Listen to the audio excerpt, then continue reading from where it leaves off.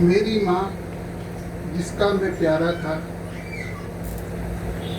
सूरज था, भोर का सूरज था जिसके माथे पर, जो कहती थी, कह सकती थी, अरे तू गंदा हो गया,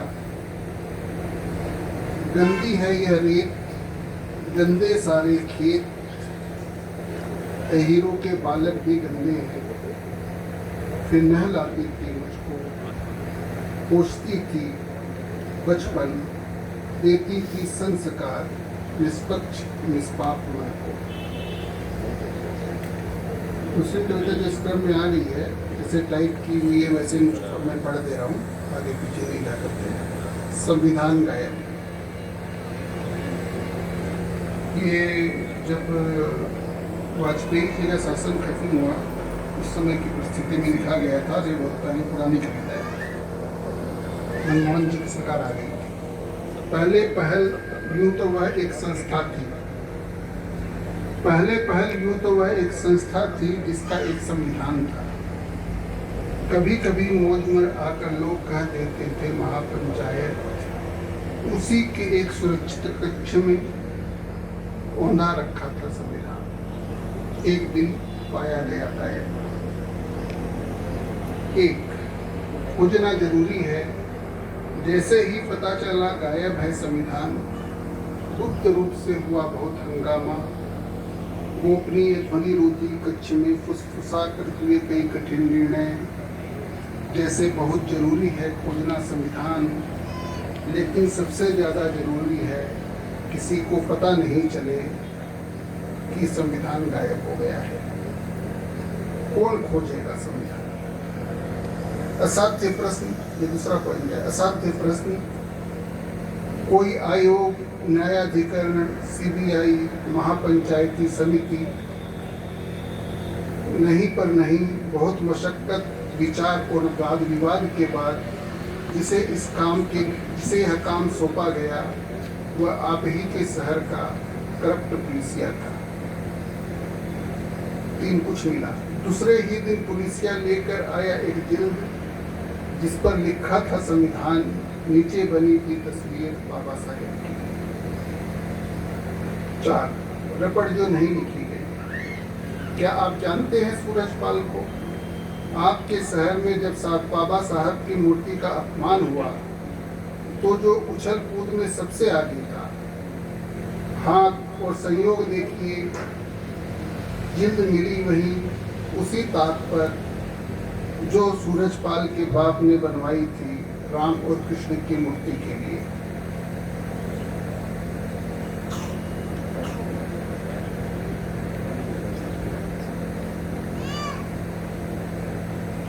पांच, एक बयान जो नहीं कहा गया।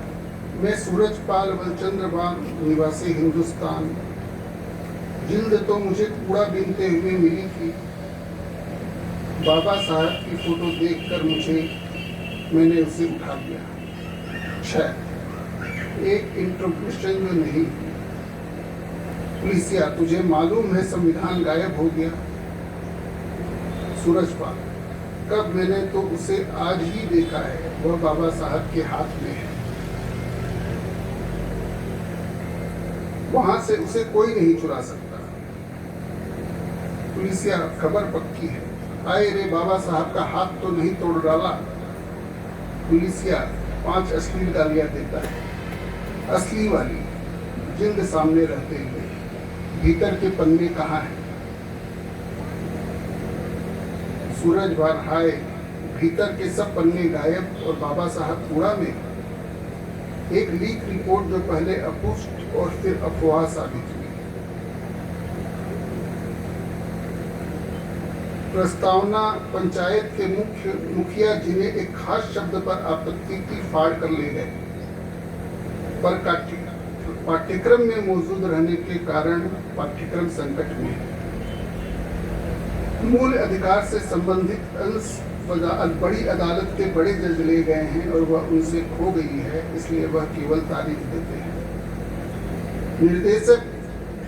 निधि निर्देशक तत्व जूतम पजोर के बीच गायब हो गए और ऐसे आशंका है पंचायत समिति सदस्य बाहुबली, माफिया, गैंगस्टर और कॉरपोरेट के हाथों गायब हुई है।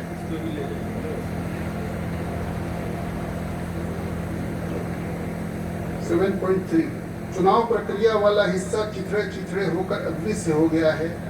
दीवार पर लिखा मिला है, चुनाव प्रक्रिया बराबर गजब तमाशा। इस बात की पूरी संभावना है कि संविधान कमीन जातियों के पास सुरक्षित है। उपसंहार, जिस चैनल ने यह अफवाह लीक की उसकी रेटिंग सबसे ऊपर चली गई। सूरजपाल की मौत जेल में हो गई। पुलिसिया भ्रष्टाचारी था और वह जेल चला गया, उसकी जमानत नहीं हो रही है। महापंचायत के मुखिया ने आश्वासन दिया है, संविधान मरम्मत के बाद सबको दिखाया जाएगा।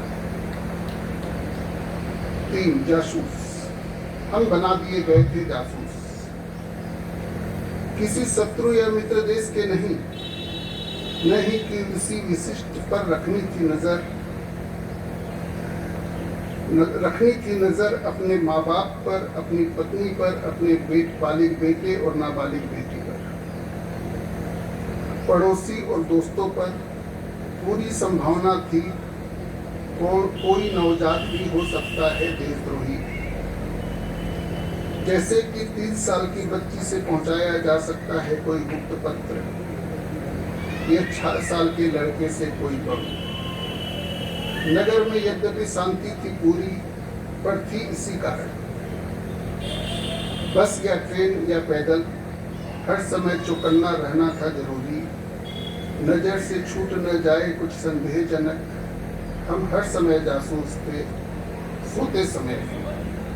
और इस तरह आप समझे, मेरा बेटा मार खाया है अपने सहपाठी से, तो जैसे ही पता चले सबसे पहले ऊपर खबर दी जाए अधिकारी को। इलाज तो बाद में भी हो जाएगा, फिर मेल मिलाप भी होगा। जो सहज होता था उसे पूरी सावधानी के साथ किया जाना था संपन्न जरूरी एकता के लिए। खतरनाक हथियार हर जगह थे। जैसे मेरे पास थी नोकदार कलम, मेरी पत्नी के पास सुई, बेटे के पास प्रकार, बेटी के पास सेफ्टी पिन। बाहर तो स्थिति थी और भी भयानक।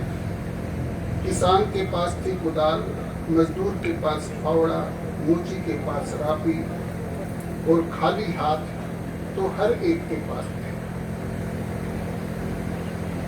हालिया वाक्य है, एक सिपाही छेड़ रहा था किसी लड़की को, तो उसके प्रेमी ने सिपाही को मुक्का मार दिया। फिर वह जेल चला गया, सिपाही को कर्तव्य से विचलित करने के आरोप में।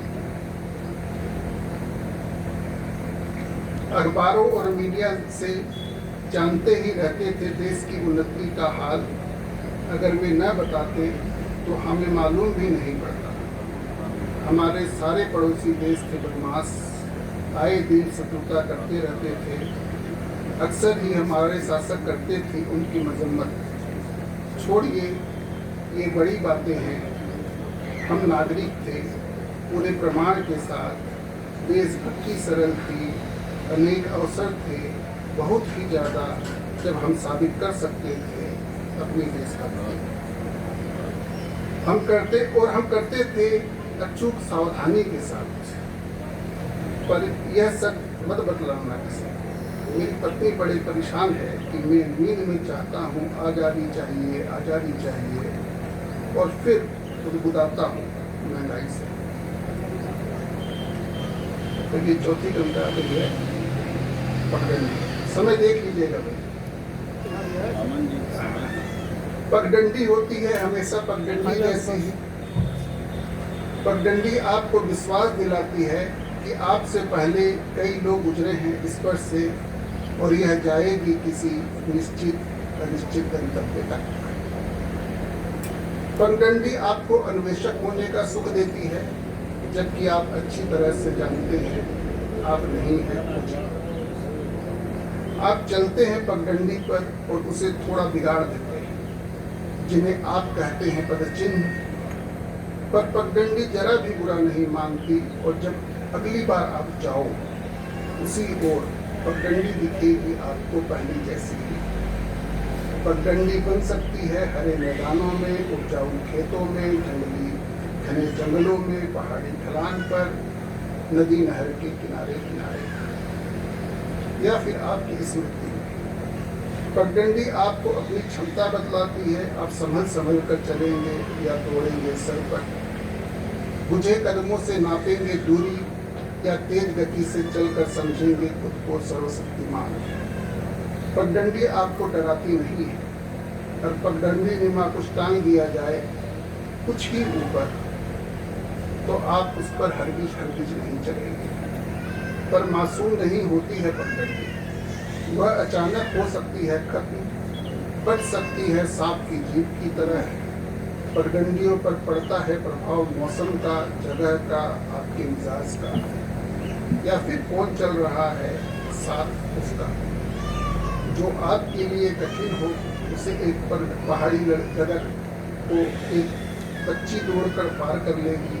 जब आप हाफते होंगे, निकर पहने एक लड़का हंसते हुए आपसे आगे निकल जाएगा, पर शर्म आपको तब आएगी जब वो एक बूढ़ा लाठी टेकता आपसे रास्ता मांगेगा। पगडंडियाँ आदत की तरह होती हैं, स्वभाव की तरह होती हैं, मिजाज की तरह होती हैं, कभी गीत होती हैं, कभी संगीत, कभी हंसी, कभी रुदन। पर सबसे ज़्यादा संभावना इस बात की है कि पगडंडी बिल्कुल आपकी ही तरह है। जब ये एक छोटी सी कविता है, इसमें तो पढ़ी नहीं वाली, शार्प छोटी सी है, बिल्कुल 2 मिनट 1 मिनट। कभी कभी नदी नदी नहीं रहती, बदल जाती है साफ में, कुछ कुछ चमकीली सी, कुछ कुछ मटमैली सी, रिश्ता रहित नदी बदल जाती है साफ में। माझी खींच कर नाव को ले आता है किनारे, मानो नदी सांप लपेट कर कुंजीरिका में तोड़ डालेगी नौका, और सो जाता है बेटी पर मुंह ढक, मानो नदी सांप ने लिया हो डर।